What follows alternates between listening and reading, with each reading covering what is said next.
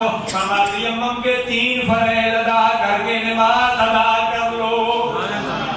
تیمم کے 3 فرائض ہیں، غسل کے بھی 3 فرائض ہیں اور تیمم کے بھی 3 فرائض ہیں، کلمے کے بھی 3 قسمیں ہیں، اسم فعل حرف، اور اسم کے بھی 3 قسمیں ہیں، اسم جامد، اسم مصدر اور اسم مشتق، اور اسم میں بھی 3 حروف ہیں کہ 3 میں بڑی نسبت ہے، اور 3 ہی کا دن حضرت فاطمہ الزہرا رضی اللہ تعالی عنہا کیا مثال باکمال کا دن ہے، 3 رمضان شریف کا دن، یہ 3 کی نسبت۔ اللہ نے فرمایا کہ 3 فرض ادا کر لو، تیمم کر لو۔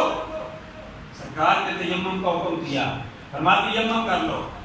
فرمایا اذا قمتم الى الصلاة فاغسلوا وجوهكم وايديكم الى المرافق وامسحوا برؤوسكم وارجلكم الى الكعبين۔ فرمایا جب تمہیں پانی میسر ہو تو وضو کر لیا کرو، وضو کی فرائض ہیں 4، فرمایا وضو کی 4 فرائض ادا کر لیا کرو۔ اگر تمہیں وضو کے لیے پانی میسر نہیں ہے، اگر سخت سردی ہے، تمہیں خطرہ ہے میں وضو کروں گا بیمار ہو جاؤں گا، فرمایا کیا کرو تم تیمم کر لو۔ کیا تیمم کرو؟ فرمایا تم تیمم 3 فرض ادا کیا کرو، نویت تیمم للطہارت، پہلی یہ نیت کر لیا کرو میں پاکی حاصل کرنے کے لیے تیمم کر رہا ہوں، یہ پہلا فرض ہو گیا۔ دوسرا فرض یہ ہے اپنے ہاتھوں کو زمین پر مار کر اپنے منہ پہ پھیر دیا کرو، یہ دوبارہ دوسرا فرض ادا ہو جائے گا۔ تیسرا فرض یہ ہے کہ جس جگہ پہلے آپ نے ہاتھ مارا ہے اسی جگہ پہ ہاتھ مار کے اپنے کونوں سمیت ہاتھوں کا مسح کر لیا کرو، یہ تمہارا تیسرا فرض ادا ہو جائے گا۔